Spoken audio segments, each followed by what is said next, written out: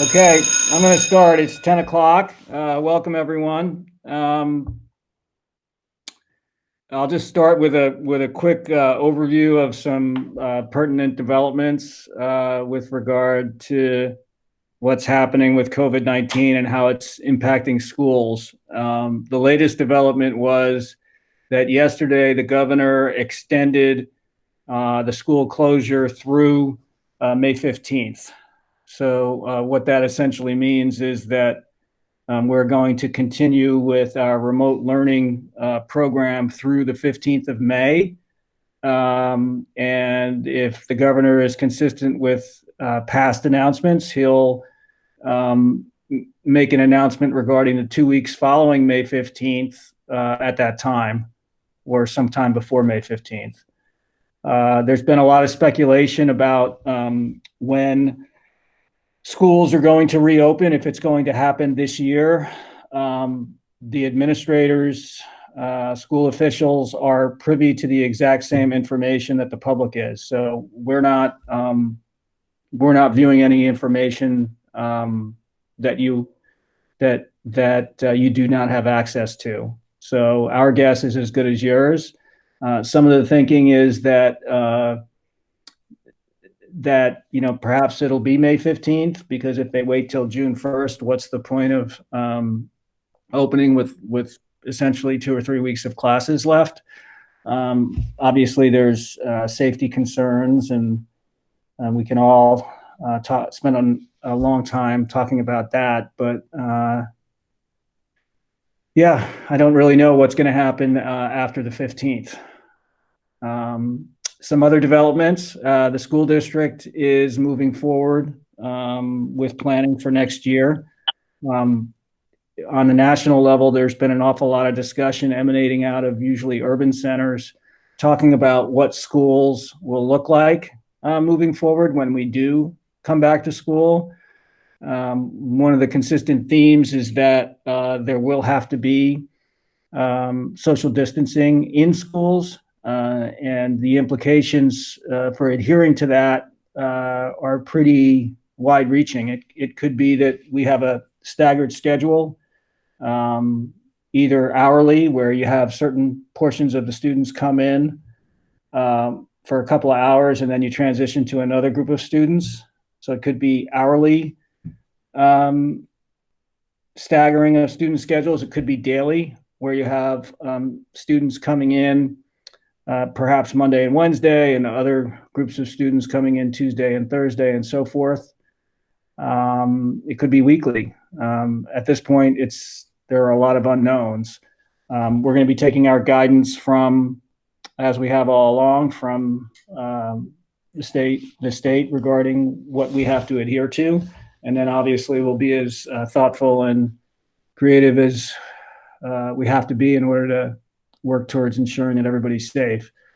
But again, just to wrap up the immediate landscape, if you will, it's that we're closed through May 15th. We anticipate we'll hear from the governor sometime before May 15th, and he'll announce plans beyond May 15th. So that's where we're at. With regard to budget and planning for next year, I talked about some of the possibilities, but the budget process has moved along much like it has in past years. So there hasn't really been a significant deviation from what we've done in past years. The state has indicated that it's likely that there will be a revenue shortfall. They haven't given us guidance yet on what that revenue shortfall will be. We currently anticipate that we're entitled to $1.8 million worth of aid. The governor has said that at different chunks of time throughout the year, he's going to adjust that number obviously down, given that the coffers in New York State are going to be depleted. So the district is making as much as they can, trying to make some plans to address that should there be a revenue shortfall from the state. But all programs as of this time are in place for next year. The Board of Education has not formally adopted the budget. The timeline for the budget vote has been moved back by the state to June 1st or thereafter. So we're going to be getting some additional guidance, I would anticipate, within the next few weeks regarding when the budget vote will actually happen, but I anticipate it'll be sometime in June, July. So that's pretty much the update from my end. Mr. Guinan, if you're on the line, do you have any information to add? I don't. Just on terms of AP and IB, AP testing will take place between May 11th and May 22nd. If your child is in an AP class, they should have received an email that gives them instructions on how to take the exam. So if they haven't, please reach out to me.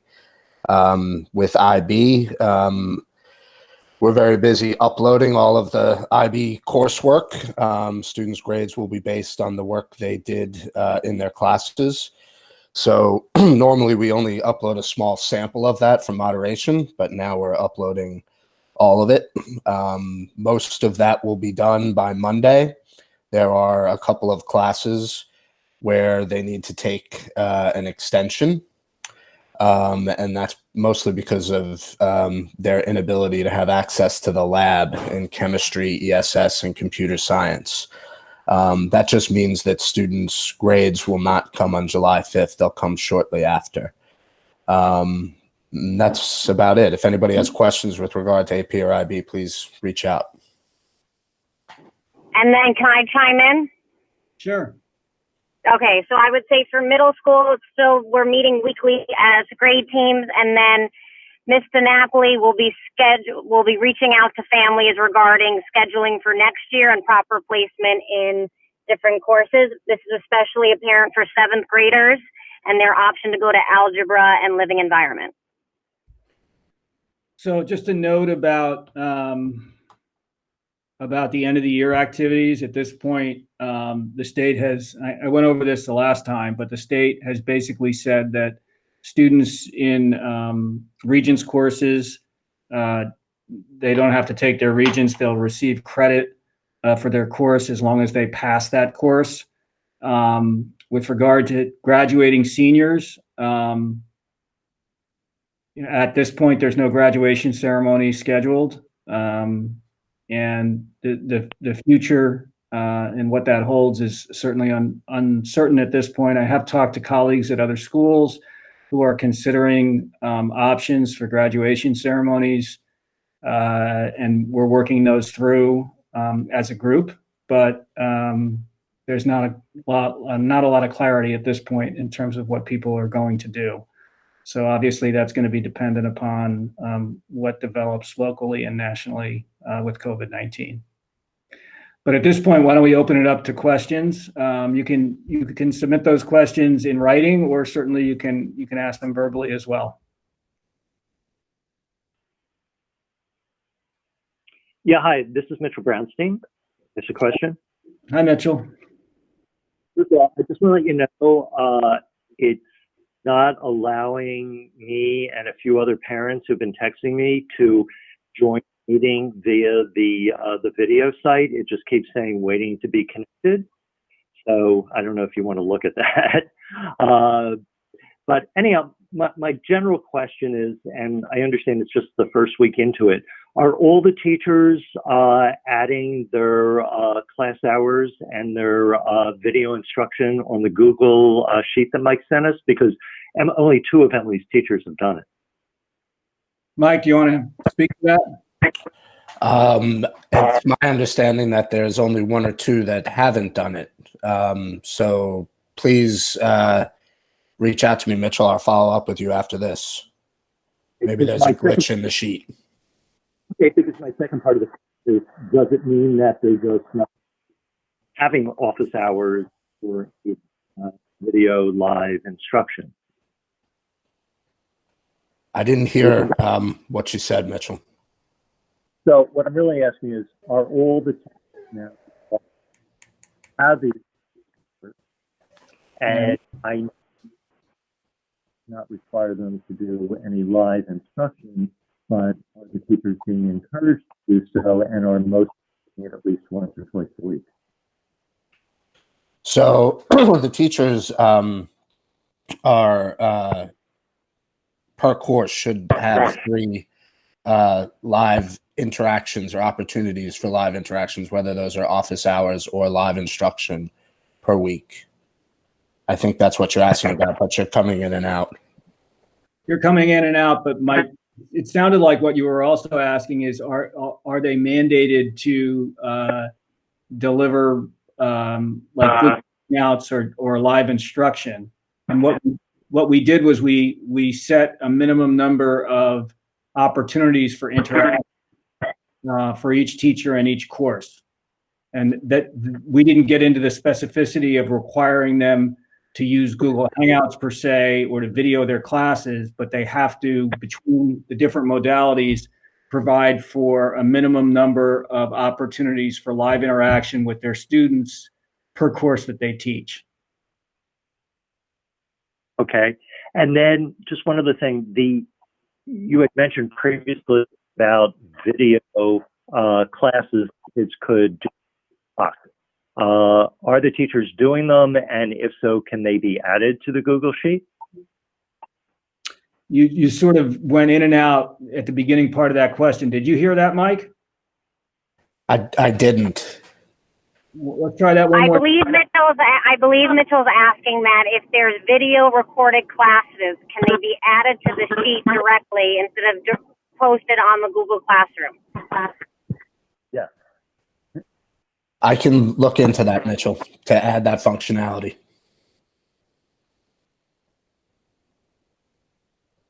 Okay, I'm done. Other questions? Let's see. There's I have a written question. It's just a comment that someone had trouble joining. We're going to have to work that through with our director of technology. I don't have the capability to look into that right now. Jeff, it's Gordon here. I think whoever the moderator is needs to allow people to join. I think because I'm on the phone, guys, I can't do it. So it's either Mike or Jeff. This is the moderator. And what does that look like, Brittany? When there's a screen that pops up and it will say, "Would you like to admit this person?" Press admit. I don't have that functionality on my screen. I have unless somebody, a parent or a family member or community member logged in before us, they might be the moderator and that might be happening to them. So I'm going to log in. I'll be at a Wi-Fi spot in about 10 minutes, and I'll see if I gain ownership of that, and then I'll allow people in. I do not have the ability to let people in. I don't either. All I have is a screen. So yeah, I don't know how to address that. Any other questions?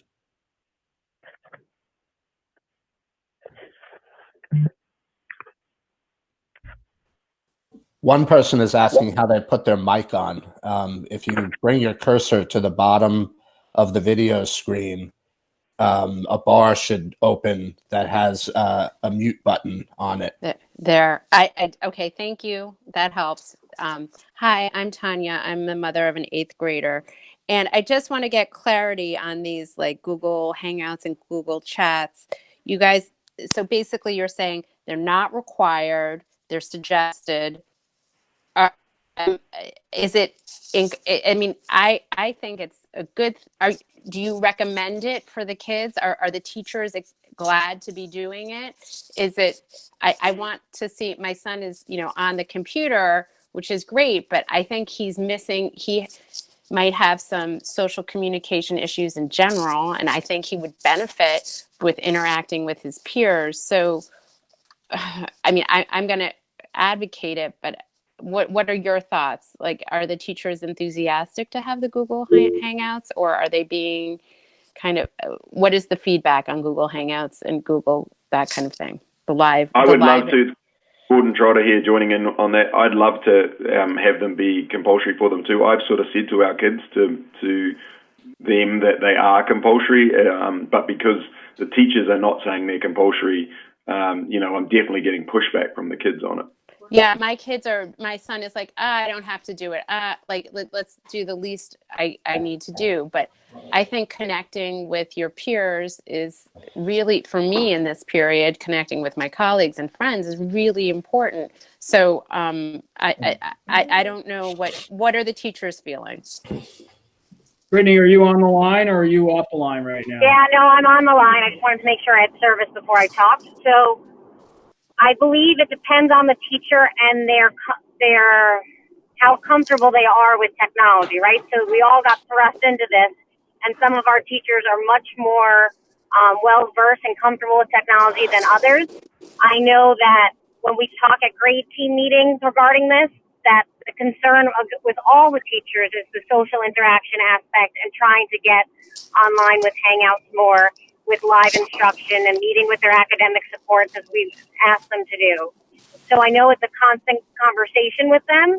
And if you reach out to me directly, I'm happy to bring up your concerns and grade teams specifically to certain teachers that I think that you're talking about. Okay. I don't know. It's hard. All right. I'll send you an email about that. It's hard for me to tell because I have an 8th grader who is trying to be independent. Right. And I can't tell, but okay, I'll send you an email. Thank you. Yeah, and we can totally work through Ms. DiNapoli too, as well with that. Okay, great. Thank you. So I would add on to that as well from the high school perspective, and feel free to chime in, Mike, that to echo what Brittany said, that obviously there are different levels of comfort that teachers have with the technology.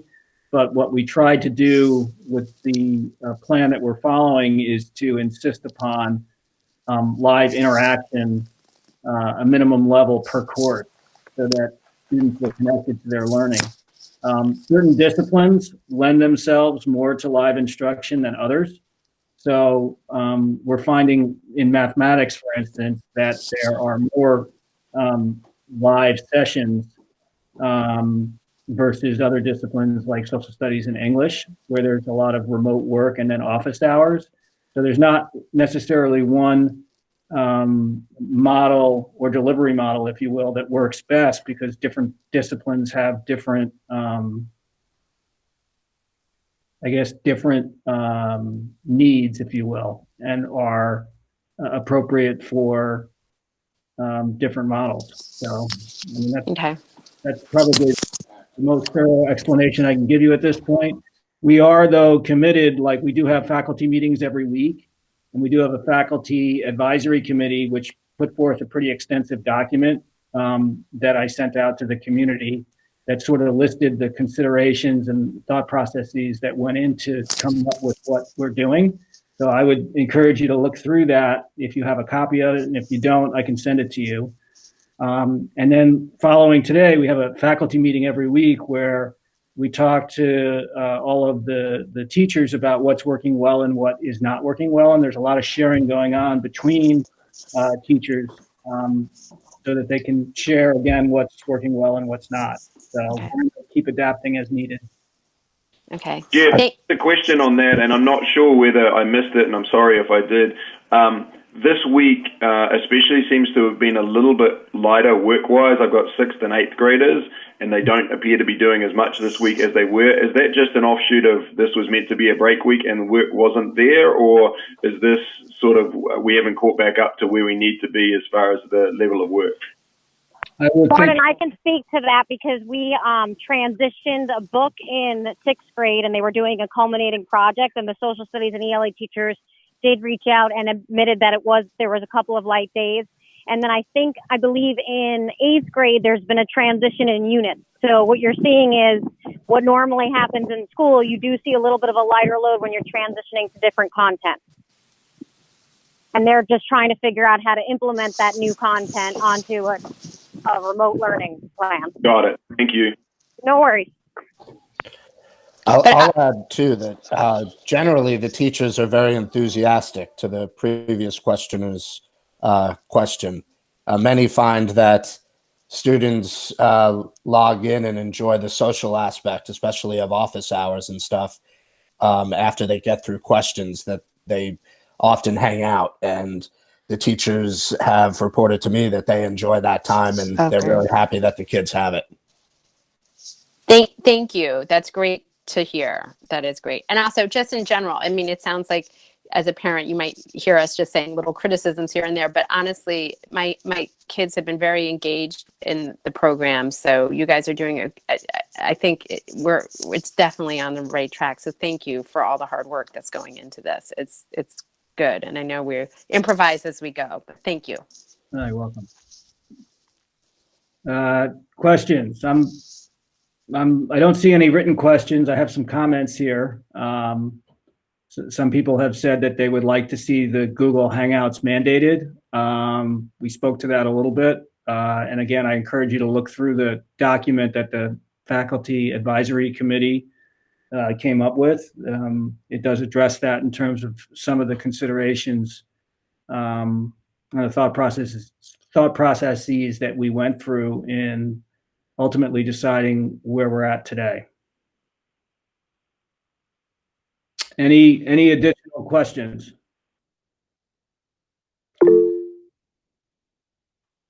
Let's see. Brittany, are you on the line? Yes?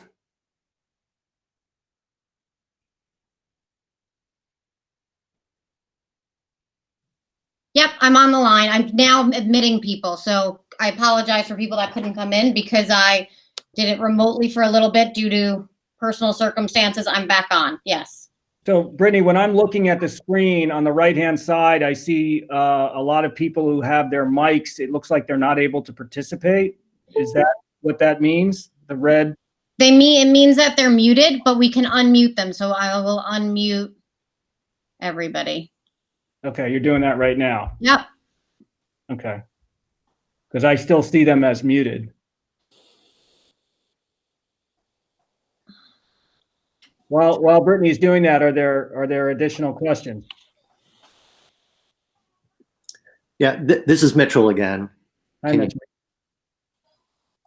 So my question, just continuing with about interaction, has there been discussion about perhaps a daily town hall or school general meetup where perhaps like at the lunchtime, because that's a time that there is no academic live videos, I'm assuming, that on different topics, like one day for 11th graders, Miss Mato talks during the period about what's happening with the schools and the SATs and so forth. I mean, we're getting all these emails, but hearing it live could be helpful. And the next time it's something more school spirit oriented. So anyhow, has there been any thought about that?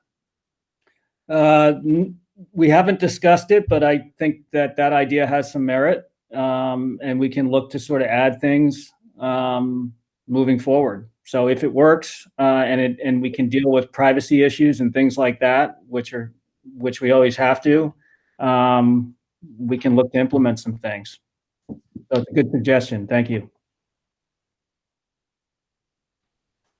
Kristen Davies asking, finally able to join. Thanks. I'm wondering what the status is of National Honor Society applicants. Those students have been waiting for over a month to find out if they were accepted. If there cannot be an induction ceremony this spring, can one be planned for the early September? Yeah.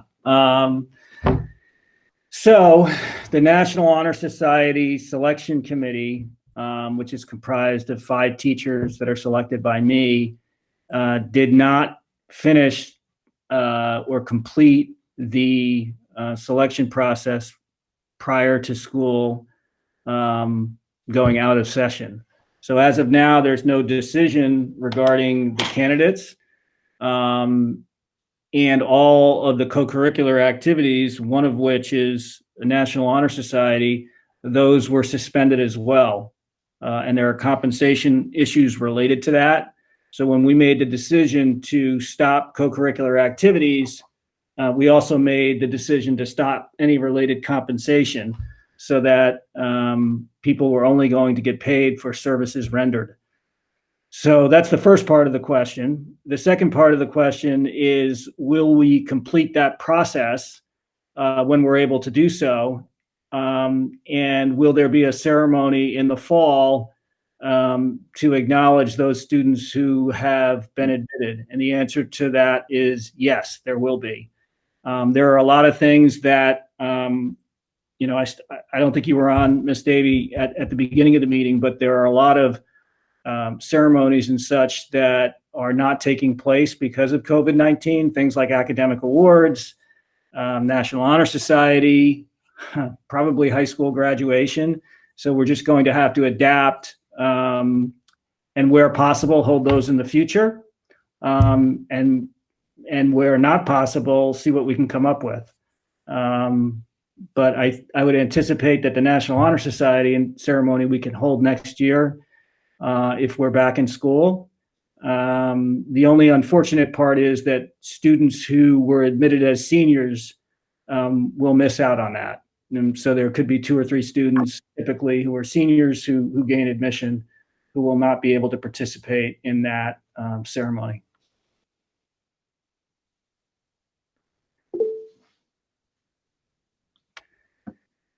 Questions, you can submit them because of the mute issue. You can submit your questions in writing and we read them and then just answer them. So the mute issue is people, I just Googled it while I'm doing it. You can unmute yourself. The only ones I'm having trouble is that people that are on the phone, they can't, they have to unmute themselves by dialing a certain code, which I'm trying to figure out. Brittany, it's *6 or 6*, something. Yeah, like 6*, right? It's something like that. Let me Google it. *6. I was just doing it before, and *6, turn it back up. On another note, if there will not be a prom this spring, can we plan something for the fall for the upperclassmen? A fall ball, a homecoming dance, a senior banquet? So my answer to that is I want to be thoughtful about committing to something that perhaps we won't be able to run.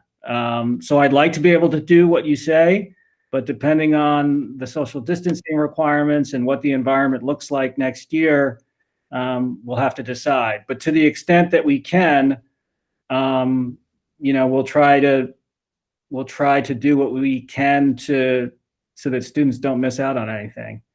I said at the beginning, what school looks like in the fall, we really don't know. Number one, if we're going to be back in the fall, I hope we will. And if we are back, what does it look like? Do half the students come only a couple of days a week and the other half the other couple of days a week? Do students stagger schedules hourly? We really don't know that as of yet. The scientists are saying that that's short of a vaccine, we really should be self-isolating or social distancing through 2022, which I don't think is probably what's on our agenda as a nation. So I think there's a reasonable expectation that we will be back in school, but what does it look like? There are a lot of unknowns at this point.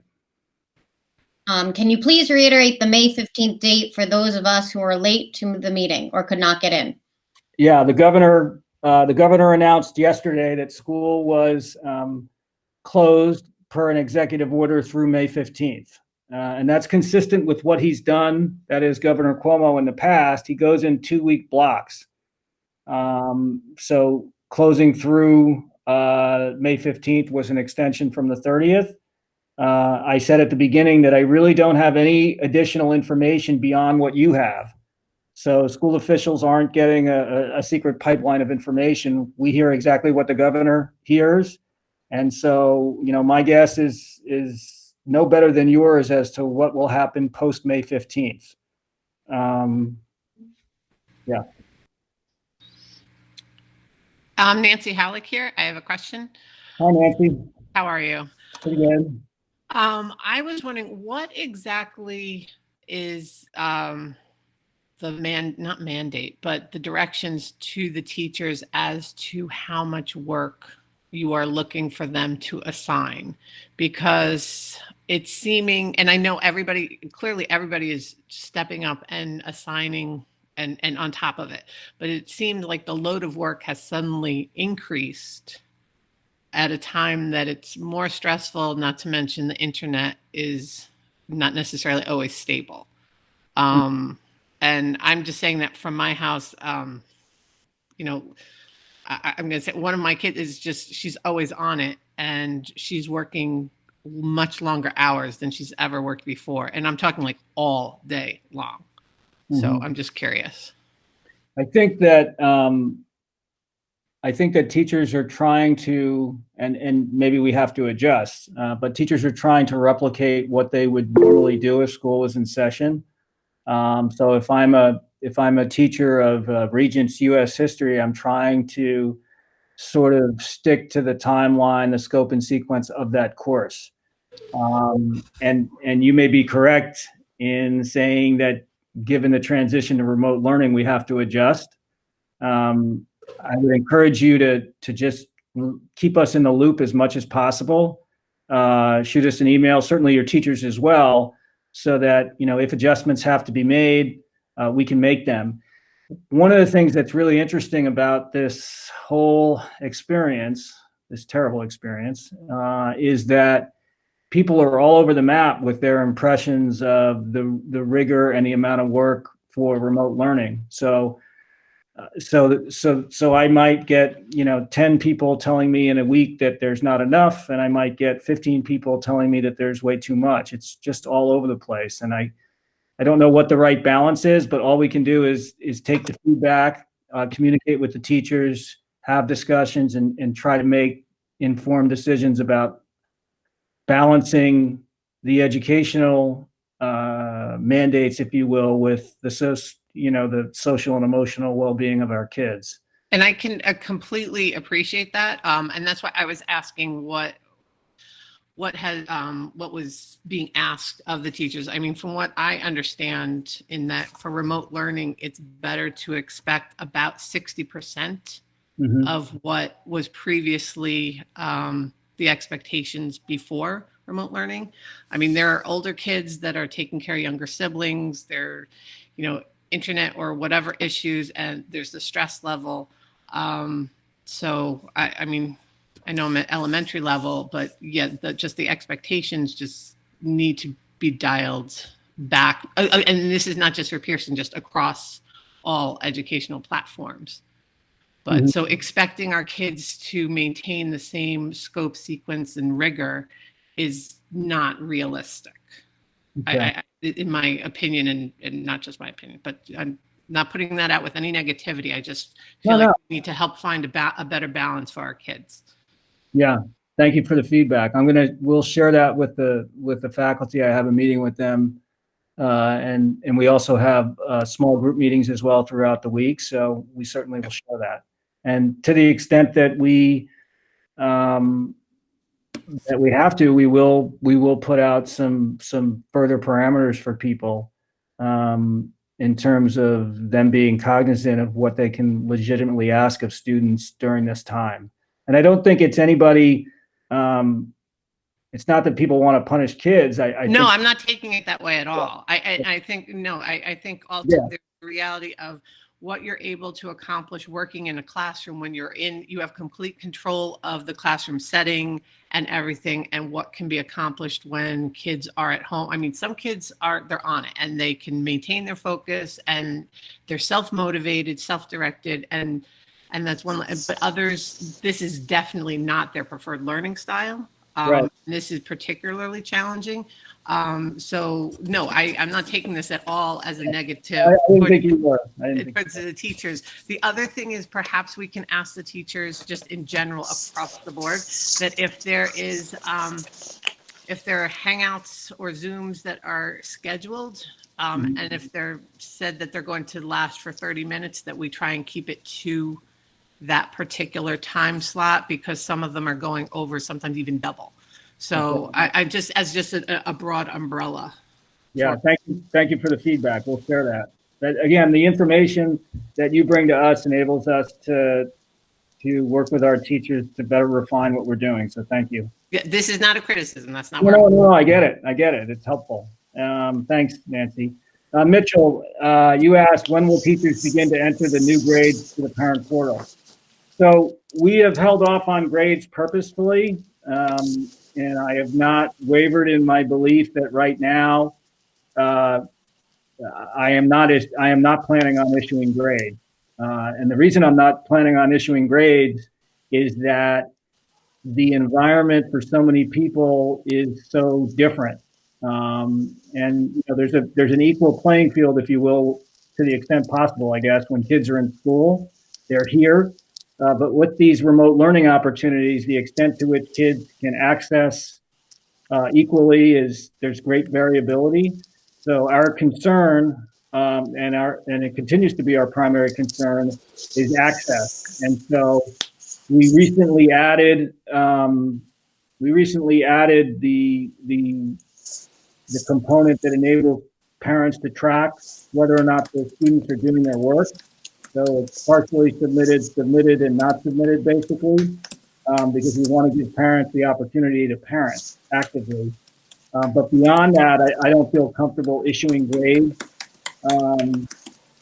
Jeff, where is that? Because I looked in the portal to try and find that. Like, I logged into the portal and I couldn't see where that submission stuff was. Like, I just couldn't find it. Okay. Brittany, are you there? I'm here. So your portal is going to look a little bit different depending on how you have it set up. It's just because everybody's out as COVID-19 as per our BOCES in the state. You have to double click on the course number. Gordon, I can walk you through it and actually send out step-by-steps by our data specialist that I have, and I'll email blast that out and post it to both the high school and middle school websites so people can see with screenshots. That'd be great, because I logged in and looked around, but I couldn't seem to see where the submission part was. I'll send that out. Thank you. No worries. So the follow-up to the question about grades is, some people will say, well, what are the end of the year grades going to look like? So I mentioned this, I think, in the last conversations, but it's probably going to be where we average the first 2 quarters, and then we be as student-friendly as we can in terms of arriving at an end of the year grade. So when a student applies to college, the college does not see the quarter grades, they only see the transcript, and a transcript contains the end of the year grades.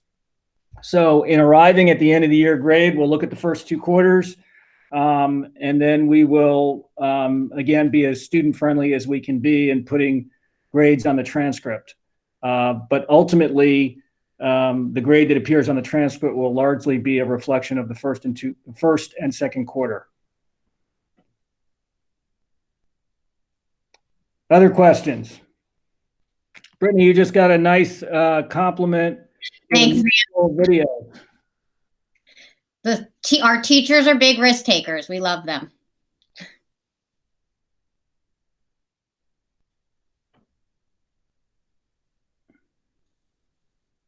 Other questions? I might have another question. Sure. So I understand the need, just to put my 2 cents in there. I understand that some families feel like, it's too academic, it's too much. The kids are babysitting for other kids. So I understand you have to listen to that.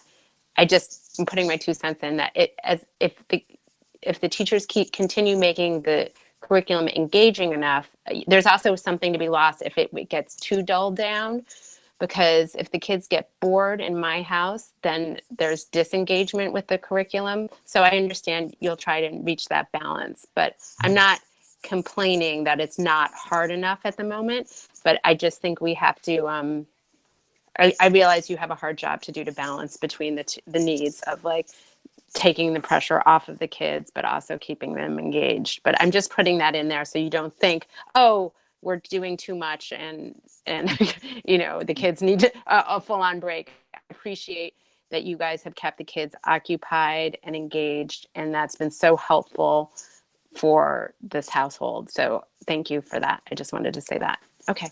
Sure, thanks. Can I add to 2 cents on that? I mean, it's been great, guys, but the one thing I'm finding, especially from a 6th and 8th grader, is their inability to go back and ask questions, and that's on them. But getting them to actually email the teachers and be proactive about, hey, I don't know what the answer is there, is a skill that they don't necessarily have. So I'm not sure how, but asking maybe the teachers to draw that out of them a little bit in whatever interactions they're having would be huge. Communication skills is a good lesson right now. Yeah, so that's so funny you bring that up, because in the 6th, 7th, and 8th grade team meetings, we discussed that the kids don't know what office hours are in middle school, and they don't know how to attend those meetings. So we were trying to make mock-up videos between ourselves of like recording a Google Hangout that's scripted so that they can see it. Like, we're trying to think of ways to do it. So exactly your point, we completely understand, and I think that's why we keep having those weekly grade meetings, because those things keep coming up, and us trying to figure out how to address it is definitely on our mind. So we will get there. We take it for advantage that we shoot each other emails and stuff like that, and really they live in an instant gratification text world, and they don't get that you sometimes have to send a request and wait for a response. Yeah. Okay, I have another question just out of curiosity. With Hangouts and the live instructions, are the teachers able to monitor what kids are attending and which kids are not? And the ones that are not, can the parents be reached so we're aware that our kids are not attending? So there is some outreach. Teachers are sharing with us the names of students who are not participating, and our pupil personnel staff and the teachers are doing outreach to those families to try to encourage participation. But one of the things that you're reading nationally right now is that I think this is the next metric that's going to come down to schools in terms of a requirement. So like in Los Angeles right now, 25% of the population as of 3 days ago had not accessed the remote learning opportunities after 3 weeks once. In Atlanta, it was 10%. And other municipalities and cities are starting to take that measure. So that's something that we're going to be moving into the longer this goes on, which is actually tracking beyond the informal interactions and conversations that we have with families. We're going to start to formally track it so that we can know what percentage of our students are essentially attending.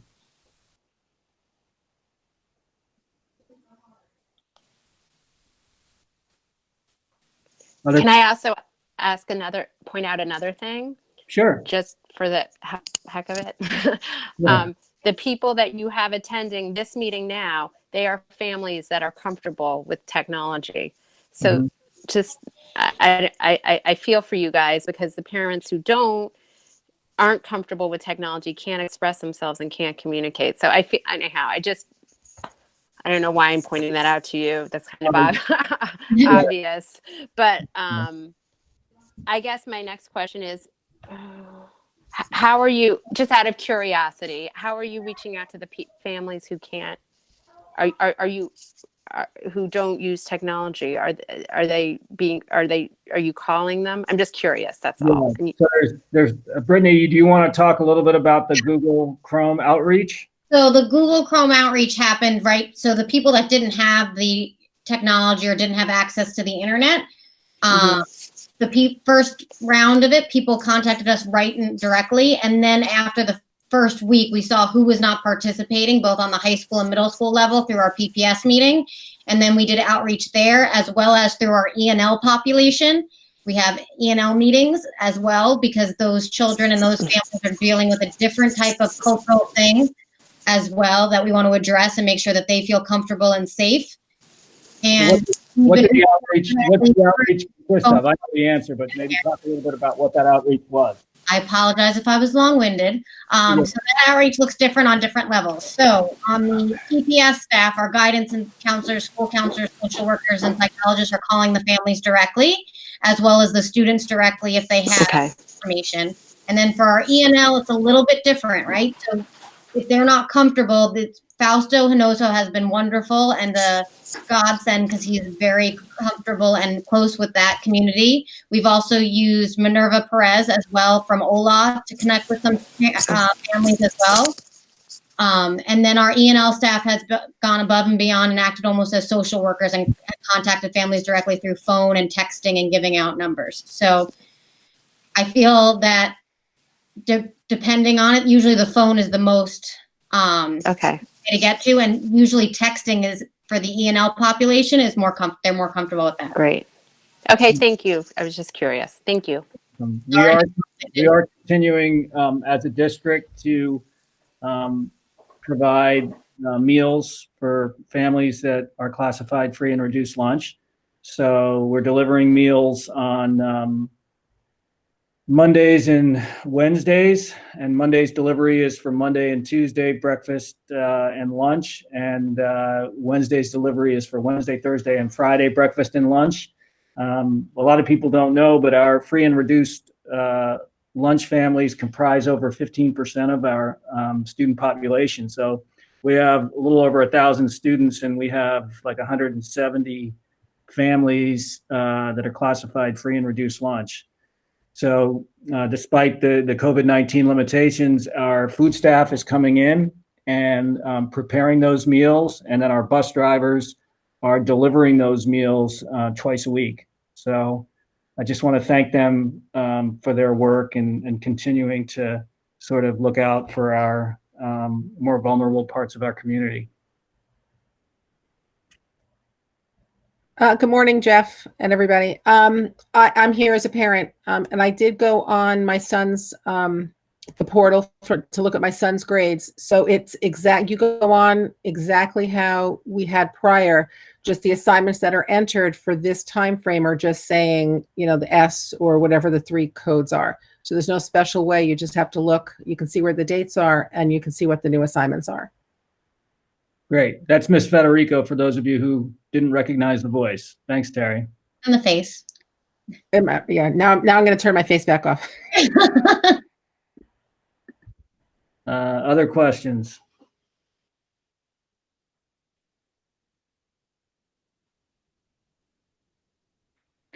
We've been on for about 45 minutes, so why don't we spend a few more minutes? If anybody has any questions, you can ask verbally, or you can submit them in writing, whatever you're more comfortable with.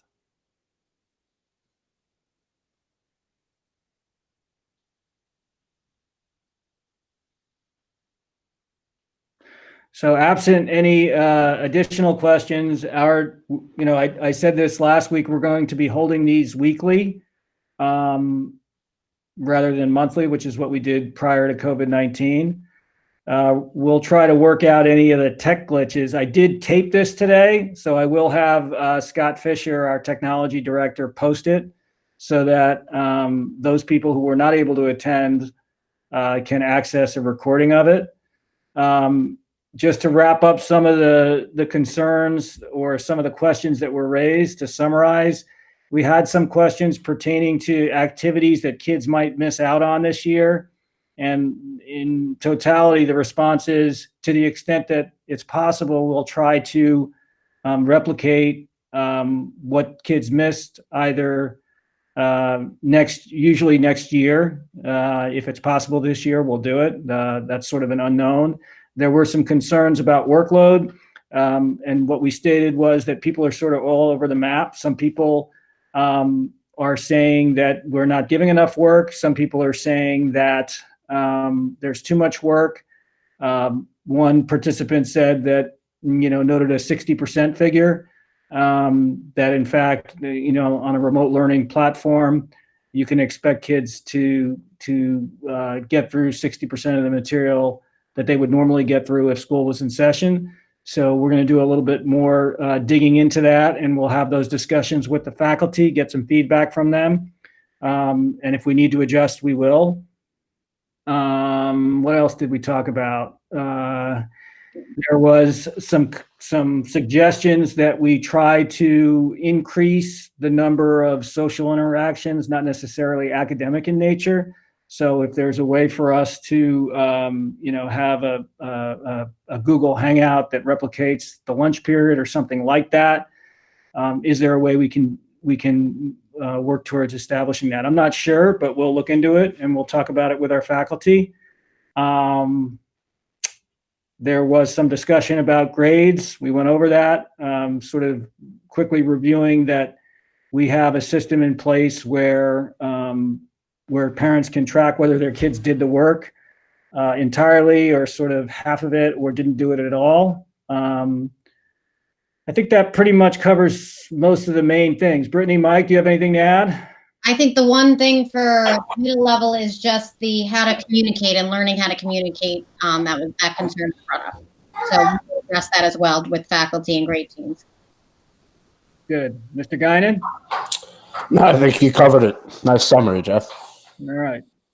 All right, everybody, continue to stay safe. We miss your kids. We wish they were here. School's not quite the same, but in the meantime, please stay safe, and I hope all your loved ones are safe as well. Goodbye.